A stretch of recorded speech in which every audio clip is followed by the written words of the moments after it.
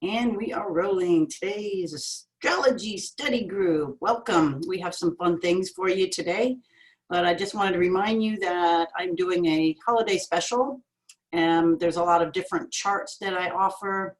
Natal chart, oh gosh, there's so many. A composite chart, which I'm going to go over today, your progress chart, your transits, relationship charts. There's a lot that I can do, and I'm going to run these and send you an email printed version of the chart.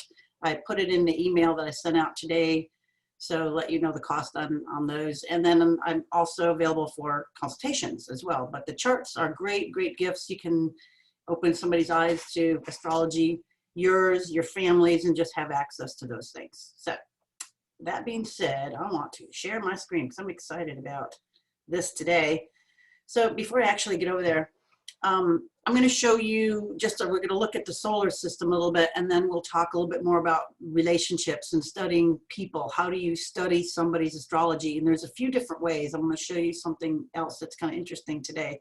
But let me go ahead and share this screen. That's the one, yes. Okay, and if for some reason that if I'm not showing up, something is not there, or if you can't hear me or you can't see something, just unmute yourself and tell me, and we'll be able to do that. There we go. Get that up there. Okay, so this is really cool. I'm gonna get me out of the way. So this is the solar system, and now let's see. Let's show you. Let's look around.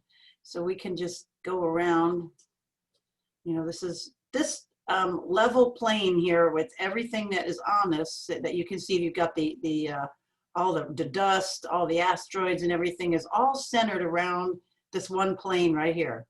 This is called the ecliptic plane. You might have heard that, because everything is pretty much revolving around this. You don't see things going up and down like this. Although Pluto has this kind of weird motion that it does dive down below the ecliptic plane a little bit, and then it comes back up. But for the most part, everything is pretty much just level on this. I mean, you're not seeing gross movements up and down. So this is because of the gravity, the way the sun is pulling everything toward the center. And this is just, everything is moving here. And now the way we see, why do we say something is in a certain constellation? Well, let me see if I can give you from Earth's point of view. Let me move you a little bit more forward. All right, so from Earth's point of view, and then we got to look kind of past the sun. See, like from here, we would say, and again, I'm going to be behind the Earth instead of on it, so the lineup is not going to be perfect, but we're somewhere on the Earth, and then we see the sun. We're looking at the sun. So we would see the constellation behind it and say the sun is in a certain sign, or another, Venus is in a certain sign, because from our point of view, we're looking at the sign behind it. So that's kind of how it manifests. And I can show you, well, I'll show you with some of the other planets, but I just want you to look around, and I got to get used to how I can give you different perspective. I can give you the Earth's perspective, and from the sun's perspective, but this is pretty interesting. So these are all constellations, above, below. I mean, these are all stars out here, but they're drawn. This program has drawn some of them, hasn't put the names on, but I have to find out how to do that without being too cluttered, so that way we can see where things are at. Now, this is today. It said, let's see, did I already? Actually, it's moving forward. It's on December 15th here now. But let me go back over here. All right, so I guess because I've been messing with it, I had it on. So it can be, let's just go actual time. Let's see if I can do this. Yeah, I'm gonna have to mess with this just a little bit more, but because it'll show you as stuff moves. But anyway, oh, there it is on the 8th. Okay, that's what I wanted it. Yeah, I've been moving it around. But look over here. Okay, we're from the Earth's point of view, and we know we have all this cluster of these outer planets in Capricorn. Now look at here, and I'm going to move this so we can see it a little bit better. See, so look at the planets here. Okay, so from the Earth's point of view, Saturn is just ahead of Jupiter, and Pluto is behind, right? And we know that's true. Look at Saturn is just a little bit ahead. Again, from this is Earth's point of view. Let me give you the exact degrees. And then Saturn is gonna, we know, move into Aquarius first. So today, the 8th, Saturn is at 29 degrees, yes, and then Jupiter is at 27. That's why I was just making sure that was moved into 29. I thought so. So yeah, look at there. It's just about to change signs, and it's just that little teeny bit ahead. And look at that. You can see that. And we know Pluto's at 24. It's a little bit back further. Right, so the sign would be behind here. See this big thing here, this big sign. There's Capricorn. Like, let me, I wonder if I can switch. Actually, let me, I wonder. Carrie, I'm sorry to bother you. Jackie's trying to get in, but she can't. She's waiting for you to approve. Yes, gosh, that, I don't know why it's not, bear with me. Thank you. Let me go back. Huh. Sorry. Why isn't that? Come on. There we go. All right. Bet you should admit. I'm sorry. I'm sorry. I thought that was an automatic admit. So I thought it, because it has done before. Okay, but thank you. If there anything, let me know, because once I switch screens, I can't see. Okay, so I was showing you something. I was showing you, let me just, while I'm here, my desktop. Oh, come on. You go back over here. Okay. Yes, I guess from there I can share a bunch of things. So I was showing you the solar scope. This is just, we can move the planets around. This is the Earth here, right in front. And we can see this little cluster of planets over here. We know they're all in Capricorn. And look, from our point of view, we know Saturn's ahead of it, right there. It's ahead of Jupiter. So 29 degrees, 27, and then this is 24, Pluto over here. All right, but what I want to share with you, hopefully you can see this. I'm going to just click on that taskbar. There we go. I want to show you this one. Okay, can you see this? Can you see this constellation I have?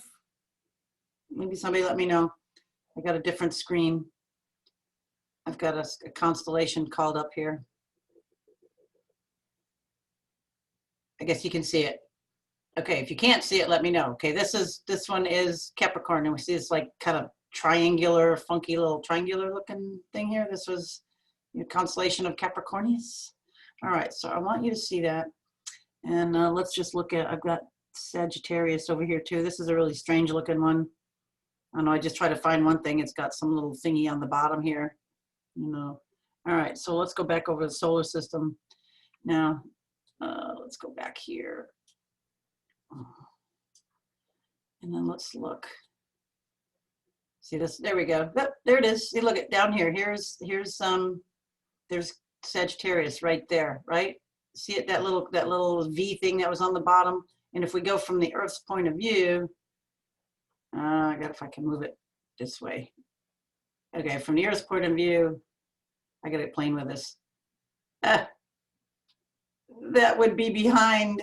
See, look at there. Okay, so it's in what's behind the sun, and there it is. That we can see part of Sagittarius. We know right now the sun is in Sagittarius.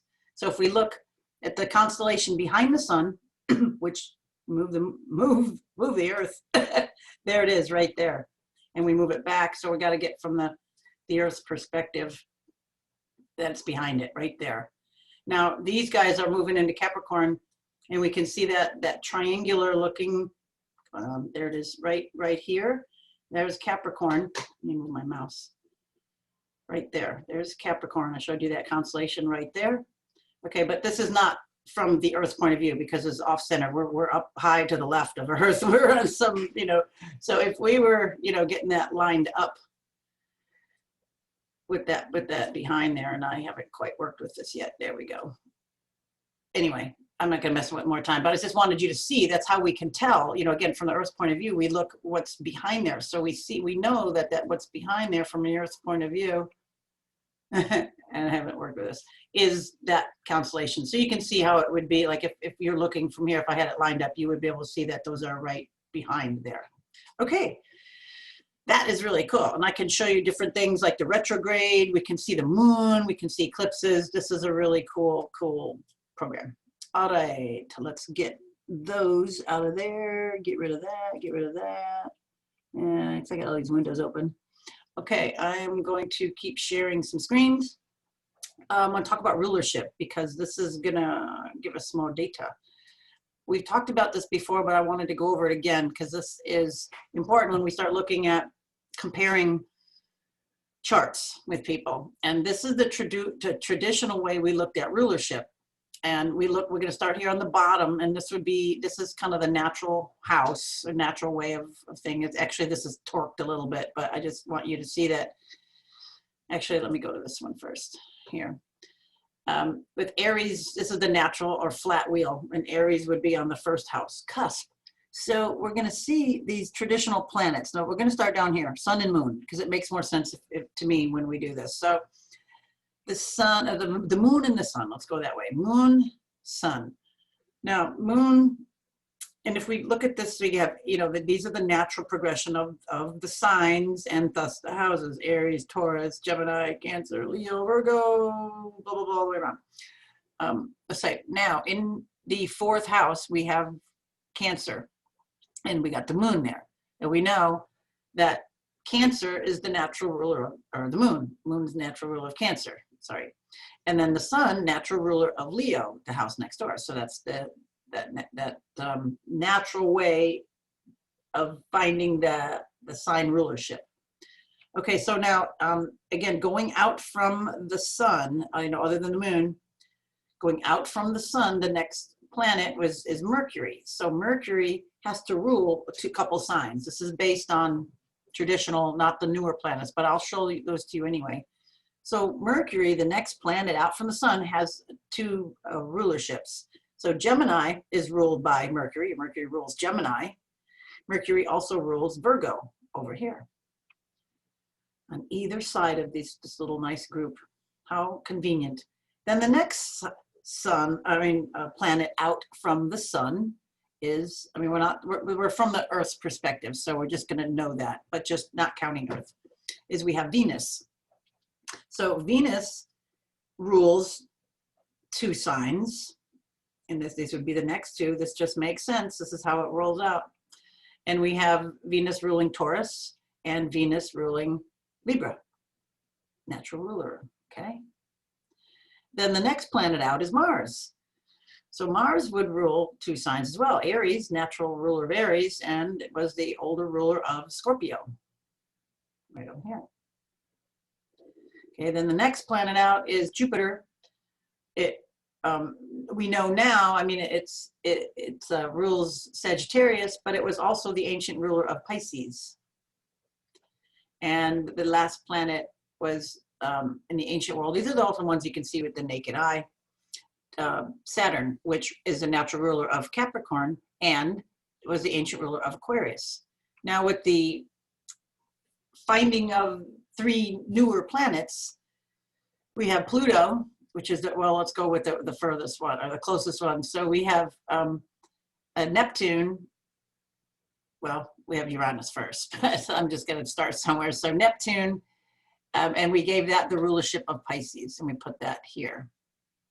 But the traditional ruler is Jupiter. All right, then let's go back over here. So then we had Pluto. I'm not doing this in order, but I just want to show you while I'm right here. So Pluto, the last one, and we put to the ruler of Scorpio. So Aries would be the co-ruler, call it that way. Jupiter would be the co-ruler here of Pisces. But look to that also. When we're looking at rulerships, I would look at both of these. And then the last, then Saturn. Saturn used to rule Aquarius, but since we have Uranus, we put Uranus in control of Aquarius. So I like to look at both of them when we look at things. Okay, so I just want to remind you of these. And this one was kind of cool. Same thing, but just drawn out a little different. Look at, we got the sun and the moon and the sun next to each other. And then we have the Mercury planets and signs. I mean, Mercury, and we have the Mercury ruled signs. And then we have Gemini and the Gemini ruled signs. And then we just flip it around, it's the other way around. Above it, we have the Mars ruled signs, the Jupiter ruled signs, and then the Saturn ruled signs. All right, just want to remind you of that. Let's get out of there. And this was that wheel, like I showed you, all the way around, and then we have the other planets over here. And then what are we putting on there? I guess we're putting, I think that's Chiron. Maybe we put that as an asteroid. I don't know why that's there up here, but just ignore that. But you'll see that the other newer ones, newer planets are discovered. They're new planets, newly discovered. Let me qualify that. Are put out here, they're symbols. Okay, so got that. Now, just put it here so you can see it. This is the ones that we're going by. Just let you look at that a second. Just so you see it in a different way. Sometimes people like words, some people like pictures. Okay, now let's get to the composite chart. This is a cool website. This is Astrology Cafe. Move that so you can see it. astrologycafe.com. And I like to, they have a lot of cool stuff. So they have the composite chart here. So let's go over some of these things here. Let's talk about this. And then we'll look at it in specific. So the composite chart is a chart of two people's relationship itself. It's derived by determining the mathematical midpoint between each person's planets and points, and is entirely a new chart altogether. So think about it like this. There's you, and you act one way by yourself. You know, it's like if you know nobody's in the house and you're not being watched, you're going to act a certain way. You got somebody else there, you're going to act a different way. Got a different person there, you're going to act a different way. You just can't help it. So when you do an actual composite of two charts, you are just blending them together. And as I illustrated in the email out about today's class, a way to think about that is you're going to take the midpoint of two planets, and I give you an easy way to think about that. Say one person has their sun in Capricorn, and the other person has their, let's say 0 degrees. Let's just make it real simple. 0 degrees Capricorn. The other person's sun happens to be at 0 degrees Cancer. If we did a composite of both of their suns, it would be 0 degrees Aries. It would be between the two. And it's going, because we have, I guess, which way would you put it? That's a good question. It would kind of depend on which way you put the chart in. Let me just leave it at that. So anyway, it would be the most forward one moving between them. So it's halfway between two positions. All right, so with that being said, let's look at that. So that's now a melding. So we take this person's sun and this person's sun, and it gives me the midpoint. This one's moon and this one moon, the midpoint between the moons. They're, you know, everything is the midpoint between them. So we get a total marriage of their charts, their energies together. It's like, how does their mind, that person's mind and my mind work together? It can be work totally different than if somebody else's mind, you know, it's like somebody's going to be a, you know, well, it's just all going to be different. So I'm going to just kind of illustrate that too, but I want to go take you through a little bit first, and we'll look at some examples. We can learn to harness. Let's see what I want to, there's so much here, but I didn't want to read all of this. I just wanted to read you a couple things here. Let me go here. So, okay, yeah, okay, what I wanted to get to you. There's different aspects here between things. I don't want to get into this analysis here because they're pretty lengthy, but I want to get to the bottom of there. Okay, so houses, yeah, we'll look at that. Okay, these things here now. So we have things that people have figured out working over the years, and this is this person. So in a composite chart, if they found that somebody's in that chart, if that composite sun trined or sextiled the moon in that chart, it it would help the relationship significantly because there's a certain level of comfort. You know, we got the combination. I'll show you that the new chart. Okay, so we're thinking of the new chart of those two together. If that sun is trine or sextile the moon in that chart, it's going to definitely help strengthen the bond between these two people. And again, this doesn't have to be in romantic relationships. It could be any relationship, you know, siblings, parents, business people, partners, partnerships, anything. You know, we want to look at the relationship between two things. Composite Venus, trine or sextile Mars. We know those two are always a nice interplay, but that would offer people a, you know, the composite version of Venus and Mars would be helpful to somebody, would definitely be helpful. So again, we're talking about composites. We take the sun of one person's chart and the sun of the other, and we add those degrees, and it's the midpoint between them. And the same with the moons, the midpoint between them. And the Mercury's between them and everything. So we're getting a separate chart of the blending of two people. And then again, we have these different aspects that would give different things. Look at this one. Challenging aspects with with Neptune in the chart can be difficult to overcome, especially when the sun or moon or Venus is involved. So if we have, say, a Venus square moon in the composite chart, that might be kind of strange, you know, some disillusionment there. There we go. That composite, if the sun is square the moon in there may be a little bit challenging. There may be a little ego in here.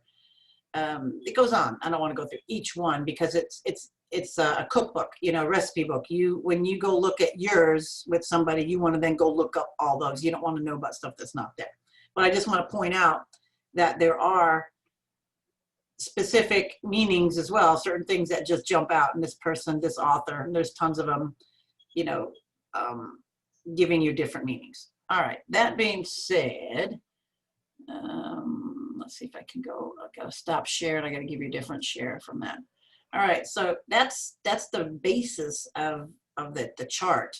And if you're just tuning in, I did something in the beginning called Solar Scope, which is looking at the positions of the planets. You might want to go back after I post that and see how the planets are and where, you know, I move it around. You can see the backdrop and you can see the constellations behind it. And I'll be playing with that more and showing you some cool things with the solar system, because it's really nice to see planets moving into a different sign, angles being formed, the ecliptic plane, retrograde motion. We'll go through that one real soon, and you'll see, you know, planet doesn't move backwards. It's just from our perspective how it appears to look backward. That's really cool. So I just got to get my head around playing with it, program so I can show it to you. It's really interesting to learn, and you can put astronomy in with astrology.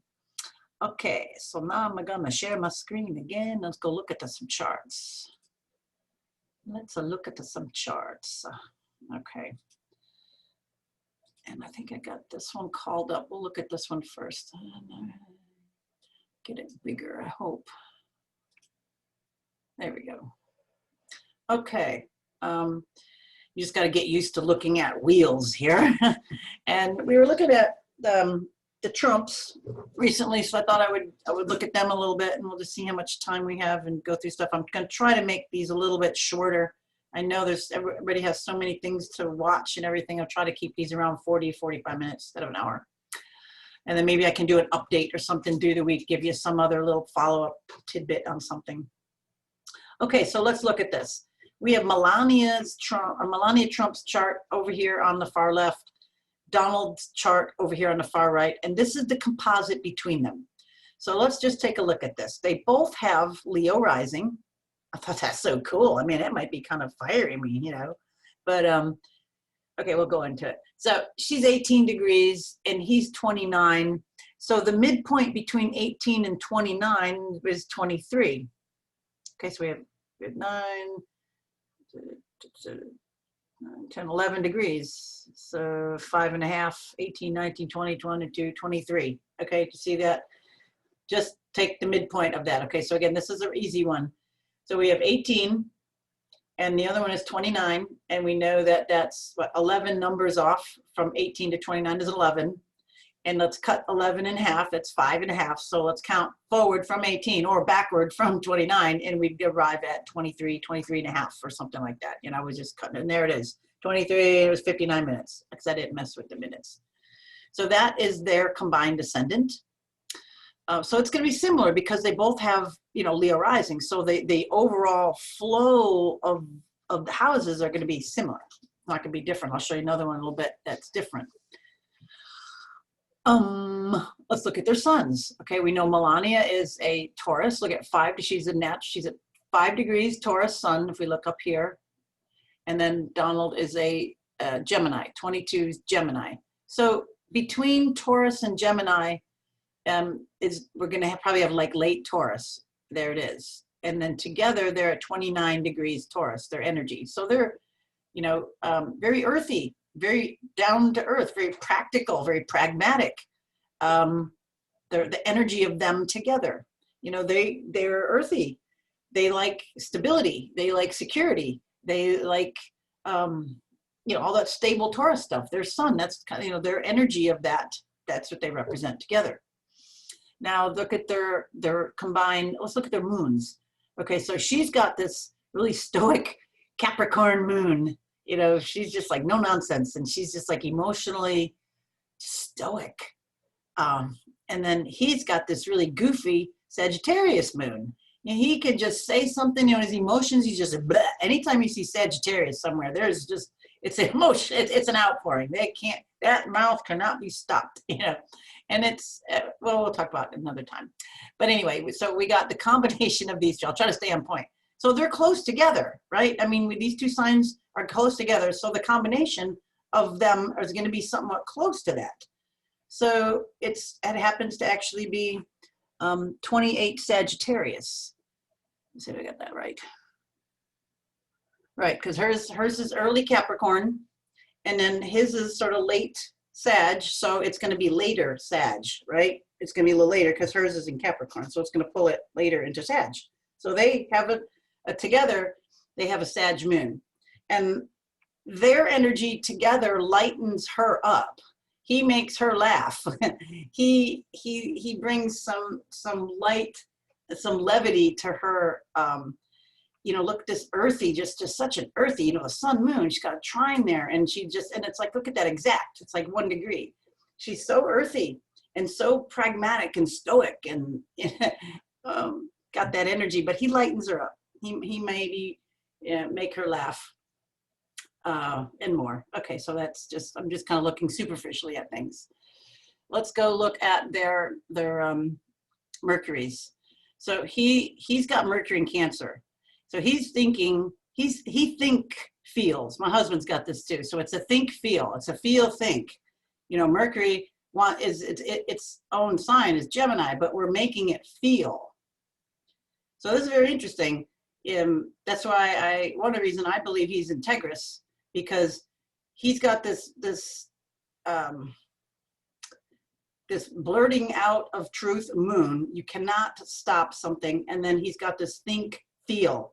So he's, I want to just take the media out, edited clips from the mainstream media. I just got to throw that all away. You can really get the essence of somebody when you really listen to him. Listen to a whole speech, listen to a whole rally, listen to the whole thing, or listen to many of something. So you really get the gist of somebody when you're really listening to them, not taking things out of context. So I see him think feel. Because again, I'm married to one, the same thing. He does the think feels. But Donald over here, his emotions is unchecked. It goes out. But if he just feels, if he thinks and feels, he picks up something, he's going to tell you about it. And that's like right there. She, on the other hand, has got this real stoic, earthy, tight-lipped kind of nature.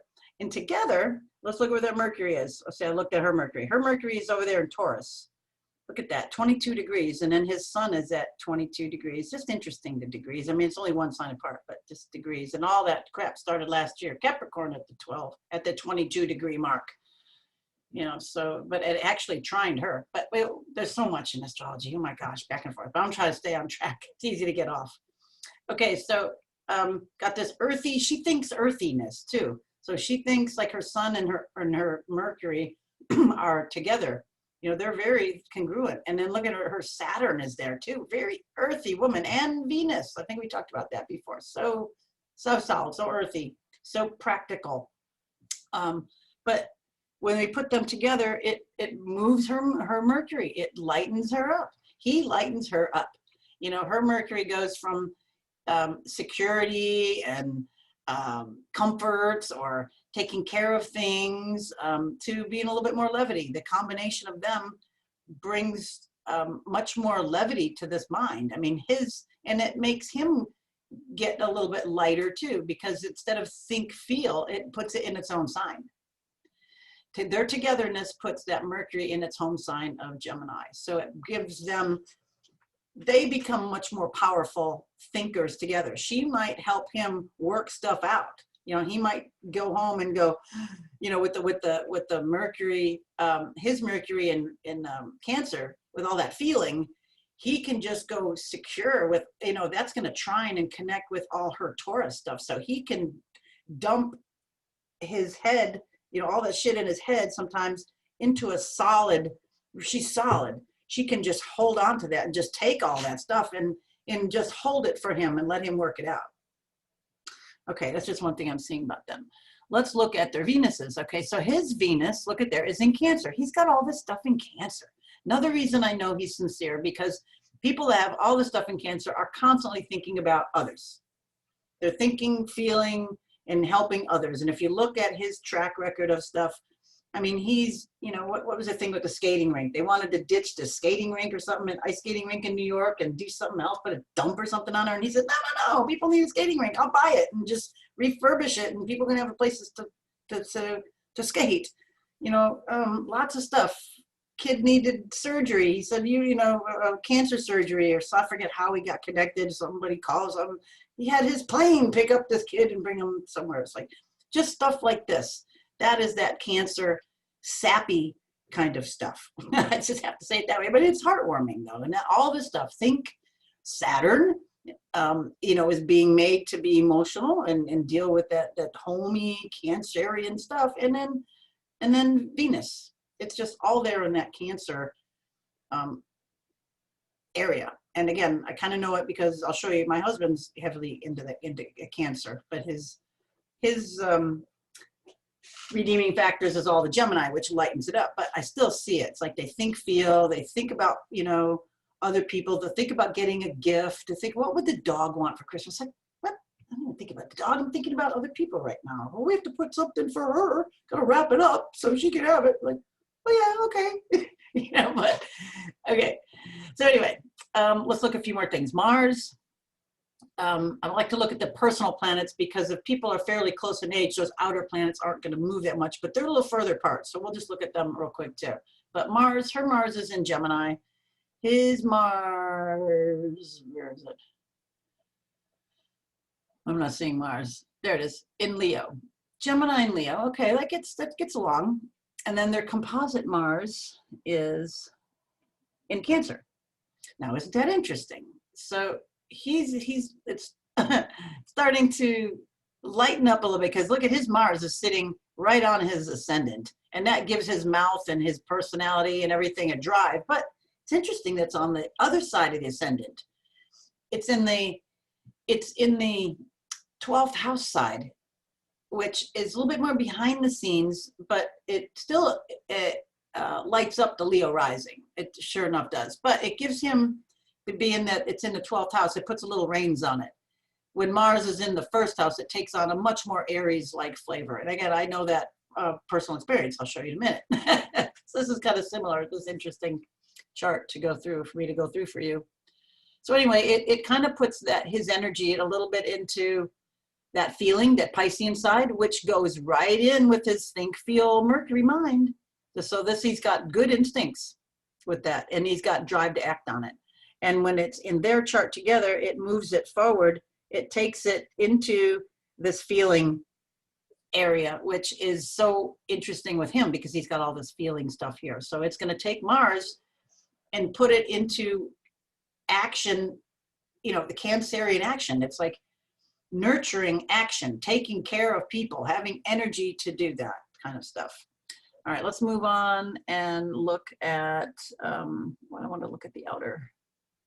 What we got? Where's her Jupiter? Because that's interesting.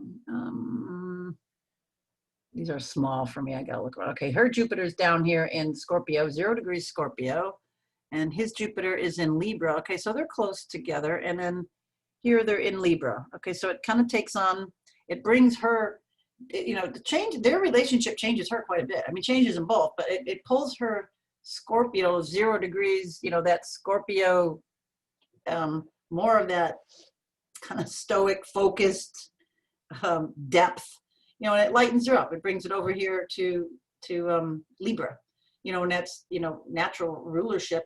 And she's on a big, natural rulership of partnerships. And it brings her to a big partnership, doesn't it? I mean, she's married to a president. So larger order. And then that's also the natural house, house of law, of balance. All right, let's look at their Saturns. Hers again is in Taurus and his is in Cancer. So those are compatible signs. We know that those are both feminine signs. And together we have them in Gemini. So that kind of takes it into a different area. It takes it more of in a mental area.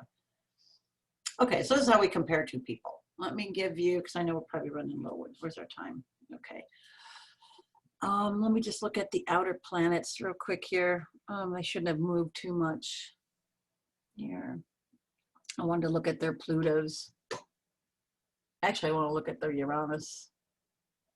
Let's go and find that. And hers is in Libra, 5 degrees Libra. And his is in Gemini, Libra and Gemini. And together, theirs are in Leo. Interesting. So it's kind of like the rising sign. So that Uranian energy is very out there. I mean, it's warm. It's in Leo. It's in that sign of from the heart, that magnanimous, that surprises that are big and from the heart and heartfelt in the 12th house. Interesting. So that puts that into the natural house of Pisces. So we can, this is just, I'm giving you one layer and I'm just trying to give it, some skin off the top. But then we would have to take the, we have Leo, you got to then do like 3 levels of blending is now, we're making Leo go into the 12th house here. So that would be a natural inconjunct. So it's kind of putting their Uranus energy into a Piscean, which to me is spiritual. It's behind the scenes. It's maybe surprises behind the scenes. What they bring out things like that. But I'm looking at the blending of their energies, so that it's hard to just extrapolate. But I just want to throw in the other thing about the house. Now let me give you another one of these. Where is it? Okay. There's another composite. I'll show you mine and my husband's. And this one is interesting in a few ways. You see, I'm over here. I've got Aries. My Aries sun is right next to the midheaven. So it's right on the cusp of the 9th and 10th house. Jupiter is here up by the midheaven on the other side. Mercury is in Taurus on the other side of that. I've got Mars here close to the sun. My husband's got a cluster of stuff over here by the ascendant. We notice that he's got a Cancer sun, and he's got Uranus right next to it. Look at 8 degrees, 9 degrees, both in Cancer, right there. And Mercury isn't too far away. And then he's also got Mars over here, right in the 1st house. So his Mars takes on a much, even though it's in Gemini, it takes on a very Aryan quality because it's in the 1st house. So there's a lot of stuff about him, who he is. He's got 3 planets here in the 1st house. And people that know him would get to see this, but I'll see if I can paint a picture of this while we go. So first thing I'm going to look at is like our suns. So our suns are naturally square each other. I've got an Aries sun. He's got a Cancer sun. So we kind of both have a little bit, we're both strong egos in our relationship, We both have our own bent on things. We both like to be boss, but that makes us dynamic. That makes that energy really forward moving. And when we blend it together, we're down here, where is it? We are a Taurus, which is very earthy, nurturing, and together, we have our business together. We're both natural healers, both naturopaths, and we think outside the box. We practice together. We have for a long time. So we have this really earthy nature of our combined suns, and it gets more. Let's look at our moons. I've got this cool, calm, collected Aquarius moon right over here. Let me just point this out. I have this in my 7th house, and 7th house describes your partner. So the moon in Aquarius. So I have, okay, so moon, what rules the moon? Moon, I'm looking for like Cancer rules the moon. And then something Aquarian. So if I look over at his, he's a Cancer, so I'm looking at, so this describes my partner. So he's got this would describe the moon person, which I know what rules the moon. I go Cancer, so it's not unusual that I find a Cancer. But then Uranus, my moon in Uranus, again, is not only talking about my temperament, but it's talking about my partners, or who I find attractive, or as a partnership, or things I look for in partners. And then he has Uranus right next to the sun. I mean, how interesting is that? I mean, this is a real classic one. Some things jump right out, right out at you. And this just is one of those. And then with him, he's got Sagittarius here. And, we've done the thing in the charts where you add up all the planets, it's like you get a vote cardinal, how many cardinal planets, how many fixed, how many mutables, and how many earth, how many air, how many water, how many, you add all that up, and then you get your kind of your chart significator. And my chart significator is Sagittarius. So I'm like a hidden Sagittarius. And look at this, the sign that describes his 7th house is a Sagittarius. So he looks for somebody that has that type of energy. So you can find things in people if you know how to look. I mean, we're not making it, but you can see, you just have to know what you're looking for. Okay, so that's just a little interesting thing. Now, let's look at the moon energy that we have. So I have this Aquarius moon, and he has this Gemini moon. So they're both in air signs. So that means we get along well together. Our moons, our emotional nature is airy. We're both, intellectual. We like to think, and we get along well on that area.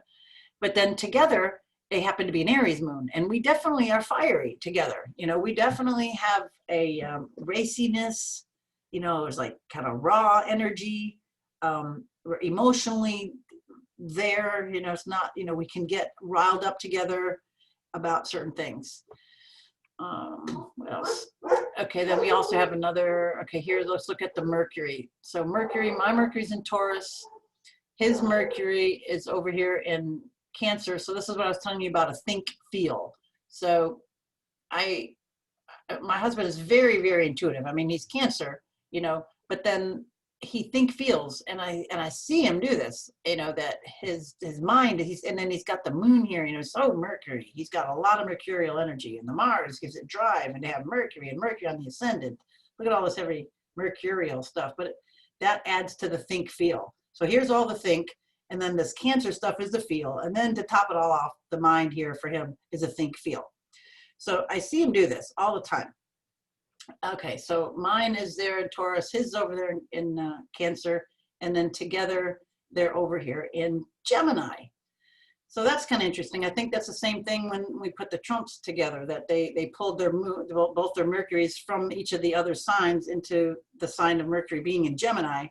So it's in its home sign. So I think like them, it's like my husband and my energy together, we are both very cerebral and like to think about a lot of the same things, and we'll think about a lot of things.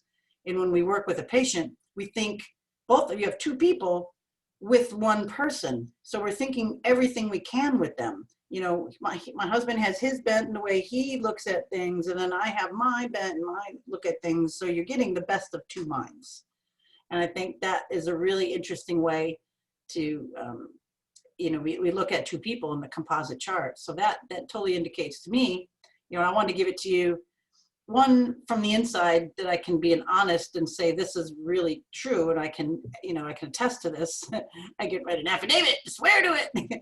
And then the other, I can just look at, like in astrology, you look at two people, but unless you actually are talking to them or something, or give an example, it's hearsay. So I wanted to give you some real examples on that. Let me see, I'm doing with time.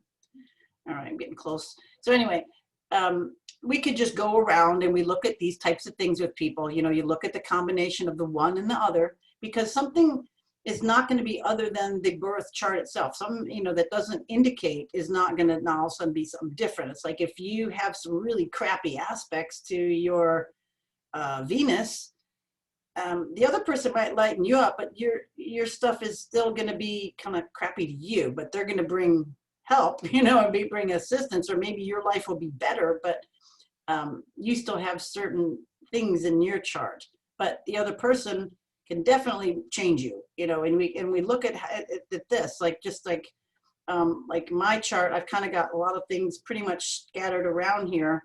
On my husband's chart, he's got a big empty spot all over here. He's got the 6th, 7th, 8th, and 9th house. He's got a bowl pattern, or a locomotive pattern. We'll talk about patterns and aspect patterns in a chart. I've got more of a splay chart. He's got more of a bowl or a locomotive chart. So anyway, there's this space here, and then if we integrate them together, it fills up a little bit, but together we still have a little bit of a missing stuff in this area. So this is interesting. I would look at that with this couple, say, okay, what's going on here? But then we look at the signs on the cusp. Oh, that's one more thing I wanted to share with you. Okay, the reason I wanted to show you rulerships. So I showed you the one with mine here. Okay, so we look at, I've got Aquarius here on the cusp of the 7th house. And, the ruler of Aquarius, is, well, I want to say, I'm going to look for the planet that's involved in that. So I can look for Uranus, or I can look at Jupiter. The older ruler, but I'm going to look at I'm going to take Uranus now because it's the modern one. Because we're running out of time and I want to point out something for you. So that would say, okay, so where is that? That's going to say that there's something Uranian here, in my partner. So when I see that planet Uranus here next to the sun, because the sun, the moon is going to tell me about my partner. And that the moon rules Cancer. So I want to know the rulership so I know what things to look at. So I've got two things here. I got a planet in this house. That's why I'm looking at the moon in Cancer. And then I also have the sign on the cusp. I have the sign of Aquarius. And then I'm going to just take the ruler as being Uranus and use that. Now I can also go look at Jupiter. But then just to give you a side note, both of our Jupiters are in the same sign. So if I'm going to look at the ancient ruler, that's going to pan out too. Jupiter, look at, we both have Jupiter in Aries. So there's one other commonality there. Boom, boom, boom. All right, so this is another way of checking out people, partnerships. Last time we talked about looking at each, and I did a little bit today. You got this person's sun, this one's sun, and what aspect are they making together, and where are they in each other's chart? This sun is in this person's 8th house, and this one's sun is in this one's 4th house, and what do they mean? What's on the cusp of that person's 4th house? What rules that? So we're just kind of adding in, a few more layers, and that's what's so cool to do when you get an astrologer talking to you about this. You can read charts, and they're really good to have, and have the reports, because it gives you something to start with. You got to have the recipe, but then you go through and you go, oh, I got to tweak this. I don't like sesame seeds. They stick in my teeth. I got to find something else. What else works? So you change that. So looking at people is very complicated, but there is a systematic way of getting some ahas with some of the energy, and it's really good to know where you fit with somebody and where you don't, and where things are going to be conflicting, and how you can work it out. And then you have to look to certain houses for relationships, like in regular relationships, in romantic relationships, we're going to look at certain things. We can look at the 7th house, which is your partner's going to show you, because first house is me, seventh house is them.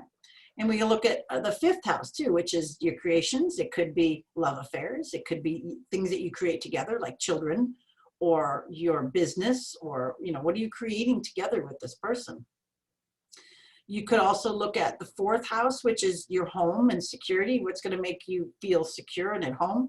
Do you guys have the same values? Does one person want to be on a sailboat and one person want to be in a mountaintop somewhere? Are your values of home the same?